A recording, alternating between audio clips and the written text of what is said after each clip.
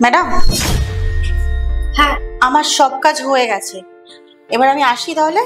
হ্যাঁ ঠিক আছে, আসো। আর বলছিলাম যে ম্যাডাম, আমার মাইনের টাকাটা যদি দিয়ে দিতেন খুব ভালো হতো।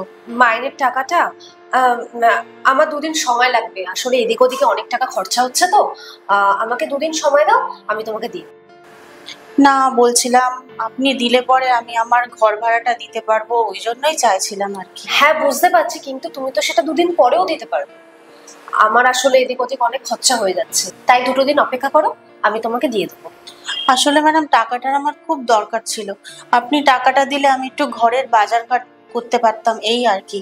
আরে আমি তো বুঝতে পারছি, কিন্তু 2 দিন আমাকে সময় দিতে হবে, তার আগে আমি একদমই দিতে পারবো না। আচ্ছা ঠিক আছে ম্যাডাম, তাহলে আমি আজকে আসি।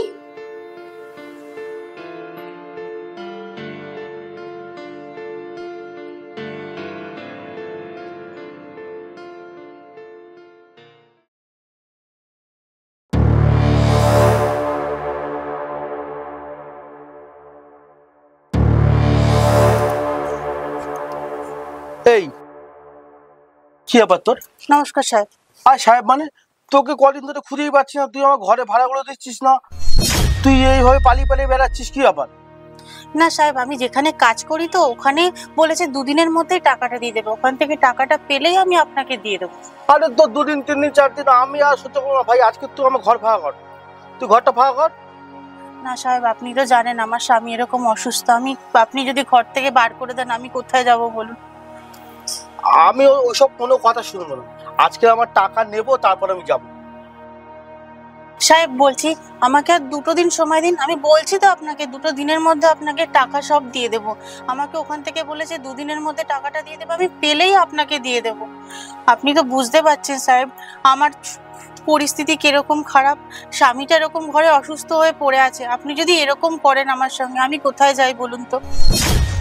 শোন, এইসব কথা আমি শুনবো না, তুই যেখানে কাজ করিস সেখানে গিয়ে বল, আমি তোর এসব কথা কোনো শুনতে রাজি নই। তুই আমাকে যেভাবে পারিস আজকের মধ্যে টাকা তোকে দিতে হবে, তো সব ঘর ভাড়া কমপ্লিট করতে হবে, না তো অনেক কত লোক আছে ঘর ভাড়া নেওয়ার জন্য, তুই উঠে আমি তাদেরকে ঘর দেবো। আমি কেন তোর কাছে ঘর দিতে যাবো? তুই এভাবে প্রতি মাসে আজকে দেবো কাল দেবো পরশু দেবো করে আমি ঘোরাচ্ছিস, আমি আর কোনো কথা শুনবো না তোর। ঠিক আছে সাহেব, আমাকে আর একটা দিন অন্তত সময় দিন, আমি আপনাকে টাকাটা দেওয়ার চেষ্টা করছি। চেষ্টা না, একটা দিনই টাইম, তুই আমাকে কালকের মধ্যে টাকাটা দিয়ে দিবি। বলছি সাহেব, আবার কি হলো? বলছি ঘরে তো কিছু খাবার নেই, আপনি যদি অনুমতি দিতেন আপনার দোকান থেকে আমি কিছু কিনে নিয়ে আসতাম, আপনাকে যখন ঘর ভাড়ার টাকাটা দেবো তখন একসঙ্গে টাকাটা দিয়ে দিতাম। আমি তোকে কোনো ধার দিতে পারবো না, তোর অনেক টাকা বাকি হয়ে গেছে, তুই আমার ঘর ভাড়া দিতে পারছিস না, আবার তুই বলছিস কি যে ধার দাও বাকি দাও।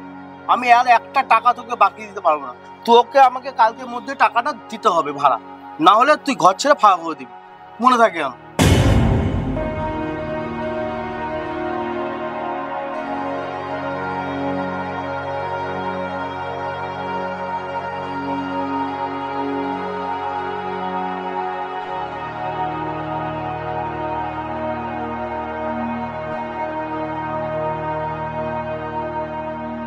এতগুলো টাকা আমি এখন কোথা থেকে পাবো, কোথা থেকে জোগাড় করবো, হায় ভগবান কোথায় পাবো, কি করব বুঝতেই তো কিছু পাচ্ছি না।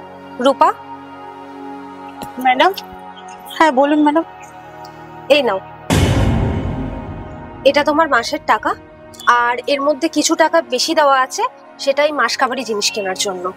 আসলে আমি একদম বুঝতে পারিনি 2 দিন দেরি করার জন্য তোমার এতটা সমস্যা হবে, আমাকে ক্ষমা করে দিও। না না ম্যাডাম, ঠিক আছে, আপনি যে আমার অসুবিধার কথাটা বুঝতে পেরে যে আমার মাইনেটা দিতে এসেছেন এর জন্য অসংখ্য ধন্যবাদ ম্যাডাম। অনেকে তো আছে আমাদের সমস্যাটা তো বুঝতেই চায় না। হ্যাঁ হ্যাঁ ঠিক বলেছো তুমি, আসলে আমি একদমই বুঝতে পারিনি 2 দিন দেরি করলে যে এতটা মুশকিল হবে, এতটা সমস্যা হবে, সেটা আমি একদম ভাবতে পারিনি। আমি যদি সমস্তটা নিজের চোখে না দেখতাম তাহলে তো হয়তো আমি জানতেই পারতাম না যে তোমার এত বড় তুমি সমস্যার মধ্যে রয়েছো। বুঝতে পারছি আমি তাহলে এখন আসি।